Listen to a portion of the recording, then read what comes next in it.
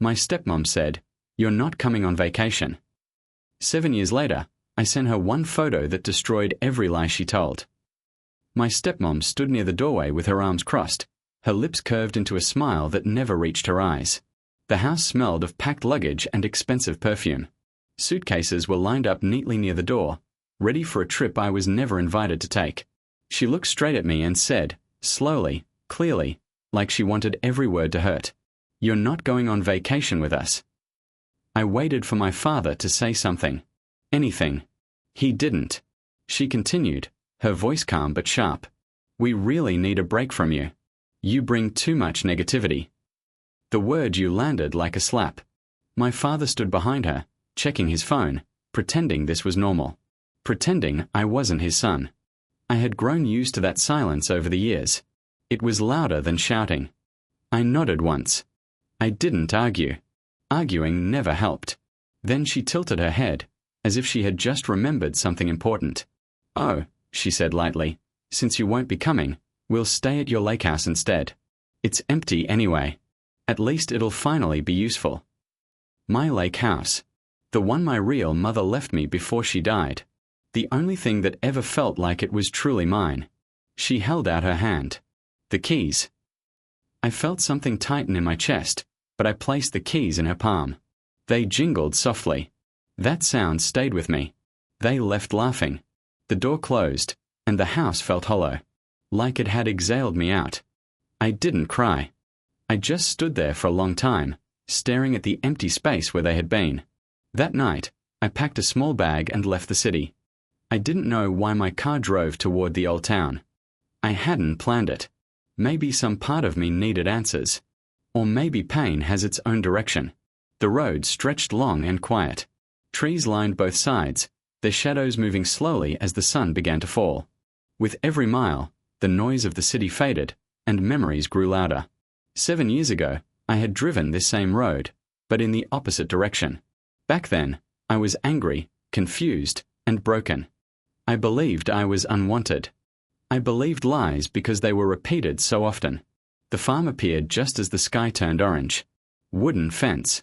Wide fields. The old barn leaning slightly to the left. Nothing had changed. My hands tightened on the steering wheel. My heart beat faster, not from fear, but from something deeper. Something unfinished. I parked the car and stepped out. The air smelled of soil and grass. It reminded me of mornings I used to love. Mornings I had lost. I walked slowly, each step heavy. Then I saw her. She was near the fence, feeding the animals.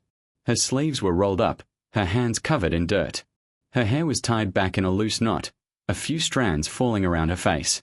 She looked up. For a moment, neither of us moved. Time folded in on itself. Her eyes widened just slightly before she looked away. I saw surprise there. And something else. Pain, maybe. Or shock. I hadn't seen her in 7 years. Not since the night everything ended without real words. She looked older, but not weaker. Life had left its marks on her face, but it had also given her strength. She stood straighter than I remembered. I cleared my throat. "I didn't think you'd still be here," I said. My voice sounded unfamiliar to me. She wiped her hands on her jeans and faced me fully. "I didn't think you'd ever come back," she replied. There was no anger in her voice. That hurt more than anger would have. We stood there, a few steps apart. The distance felt huge. The wind moved through the fields, carrying the sound of rustling leaves. Somewhere far away, a bird called out. "So," she said after a pause, "what brings you here?" I wanted to tell her everything. About my stepmom. About my father. About the way I felt invisible. About how tired I was of being pushed aside. Instead, I said, "I just needed to breathe." She nodded slowly, like she understood more than I was saying. "You look different," she said quietly. "So do you." Silence fell again. 7 years ago, we had loved each other in this very place. We had planned a future that felt simple and real. Then everything went wrong. Or at least, that's what I believed. I remembered her crying. I remembered shouting. I remembered leaving without turning back. "I shouldn't have left like that," I said, the words escaping before I could stop them. She looked down at the ground. "No," she said softly. "You shouldn't have." That was it. No blame. No explanation. It hurt more than a fight. The sun dipped lower, painting the fields in gold. I realized how tired I was, not just from the drive, but from carrying years of regret. "Are you staying long?" she asked. "I don't know," I answered honestly. She nodded again and gestured toward the house. "You can sit for a while, if you want." I followed her, my heart heavy but awake. As we walked, I felt it, the past pressing close, like it had been waiting for me, waiting for the truth to come out. I didn't know it yet, but this place held more than memories. It held something that would change everything. We sat on the old wooden bench outside the farmhouse. It was the same bench where we once talked about dreams that felt possible back then. The wood was worn now, rough under my fingers, like time itself had passed its hands over everything here. Neither of us spoke at first. The silence was thick, not empty. It carried 7 years of questions, anger, and things left unsaid. I could hear the wind moving through the tall grass, the soft sound of animals shifting in the distance. Life was going on around us, calm and steady, while my chest felt tight. "You look tired," she said at last. I let out a short breath. "I am." She studied my face like she was searching for something familiar beneath the changes. I wondered what she saw. A stranger. Or the same man who once promised he'd never leave. "You still drive too fast," she said suddenly. I looked at her, surprised. "How would you know?" She gave a small, sad smile. "Some habits don't disappear." Her words pulled me backward.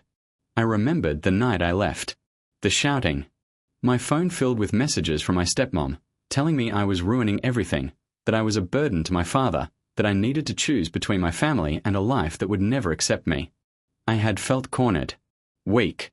"You never answered my last message," she said quietly. I swallowed. I didn't know what to say. "That was an answer too," she replied. The truth stung. I stared at the ground. The dirt beneath my shoes felt solid, real. More real than the life I'd been living. "My stepmom said you were lying to me," I said slowly. "She said you were hiding things. That you wanted to trap me." Her shoulders stiffened. "She always hated me," she said. "She never even tried to hide it." "She said you didn't care," I continued. "That you were playing me." Her eyes filled, but she didn't let the tears fall. "And you believed her." It wasn't a question. I did, I admitted. Because she said it so many times, I stopped trusting my own thoughts. She looked away, toward the fields. "That woman destroyed more than you know," she whispered. A long pause followed. 7 years ago, I had been desperate to feel accepted by my family. My stepmom knew that. She used it like a weapon. Every mistake I made became proof that I didn't belong. I was told I wasn't enough, I said. Every day. Eventually, I started saying it to myself. She turned back to me. "You were always enough," she said firmly. "You just listened to the wrong voice." Her words hit something deep inside me. I wanted to ask her why she didn't fight harder, why she let me walk away. But the truth scared me. I wasn't sure I wanted to hear the answer. Instead, I asked, "Why did you stay here?" She looked around, her gaze resting on the house, the land, the animals. "This place needed me," she said. "And I needed it." That wasn't the full answer. I could feel it. As we talked, small details kept catching my attention. A child-sized jacket hanging near the door. A cup with cartoon pictures on it sitting on the step. Marks on the wall that looked like someone had been measuring height. Each time I noticed something, she seemed to move quickly, blocking my view, changing the subject. "You've done well for yourself," I said, trying to sound casual. She nodded. "It's not easy, but it's honest work." I hesitated, then asked, "Are you alone here?" Her hands tightened around the mug she was holding. "Yes," she said too fast. "I mean, mostly." That word stayed with me. Mostly. Before I could ask more, a sound came from inside the house. Something fell. A small thud. She stood up quickly. "Sorry," she said. "Just something inside." I frowned. "Are you sure?" She forced a smile. "Old house. Makes noises." I didn't push, but something inside me shifted. Later, as the sky darkened, we walked along the edge of the fields. Fireflies flickered faintly in the air. The moment felt fragile, like it could break if I said the wrong thing. Do you ever think about that night? I asked. She stopped walking. Every day, she replied. Her voice cracked just a little. I waited, she continued. I waited for you to come back, or call, or even write. I felt my throat tighten. I was ashamed, I said. I thought you were better off without me. She laughed softly, but there was no joy in it. You don't get to decide that for someone else. The words stayed between us. We stood there, close but not touching. I noticed how protective she was of the house, how her eyes kept drifting toward it, how she listened closely to every sound. She was guarding something. I felt it in my chest, a quiet warning. You're hiding something from me, I said gently. She stiffened. No, she replied quickly. There's nothing to hide. But her eyes betrayed her. I remembered the way she used to look when she was scared but trying to be strong. It was the same look. I won't force you, I said. But I know you. And something isn't right. She looked like she wanted to speak, like words were pressing against her lips. Then she shook her head. It's late, she said. You should get some rest. That night, I lay awake in the small guest room. The ceiling creaked softly. The air smelled of old wood and memories. Just as sleep began to pull me under, I heard it. A soft laugh. A child's laugh. I sat up, heart pounding. This time, I knew. The past hadn't just been waiting for me. It had been living here all along. I sat up in bed, my heart beating so loud it felt like it might wake the whole house. The laugh echoed again, soft, light, real. A child. I pressed my feet to the cold floor and stood slowly, holding my breath. The house was quiet otherwise. No voices. No footsteps. Just that sound, fading into silence. For a long moment, I wondered if my mind was playing tricks on me. 7 years of regret can do strange things to a person. But deep down, I knew this wasn't imagination. I stepped into the hallway. A dim light glowed from the kitchen. Shadows moved gently along the walls as I walked closer. My chest felt tight, like I was walking towards something that could break me, or finally put me back together. I stopped at the doorway. There he was. A small boy sat at the table, swinging his legs back and forth. He was holding a spoon, tapping it softly against a bowl. His hair was dark. His face was turned slightly to the side. Then he looked up. My breath caught in my throat. Those eyes. My eyes. The same shape. The same deep, curious look I saw in the mirror every day. Time froze. He smiled at me, wide and open, like children do when they don't know fear yet. Hi, he said. My knees felt weak. Before I could speak, she rushed into the room. Her face went pale when she saw me standing there. For a second, no one moved. Then she whispered my name. I can explain, she said, her voice shaking. I couldn't look at her. I couldn't look away from him. How old are you? I asked the boy softly. He looked at her, waiting. She nodded slowly. 7, she said. 7. The word hit me harder than any insult ever had. My legs gave in, and I sat down in the chair across from him. My hands trembled as I rested them on the table. 7 years ago, I left this place believing I had lost everything. I was wrong. You left before I could tell you, she said quietly. I tried to reach you, but your stepmom came to me first. I finally looked at her. She told me you never wanted a child, she continued, tears filling her eyes. She said you would hate me for ruining your life. She said if I loved you, I would stay silent. My chest burned. She paid me, she whispered. Not much. Just enough to survive. And she promised you'd never come back. I closed my eyes. Every lie suddenly had a face. Every cruel word. Every moment I doubted myself. I opened my eyes again and looked at the boy. He was watching me closely now. What's your name? I asked. She answered before he could. It's Daniel. My father's middle name. I swallowed hard. Do you know who I am? I asked him gently. He tilted his head. "You're the man from Mommy's old pictures," he said. "The one she hides." That broke something inside me. I stood up slowly and stepped back. I needed air. I needed space. Outside, the night was quiet. Stars filled the sky. I stared at the fields, my vision blurred with tears I didn't remember falling. 7 years. 7 years stolen by lies.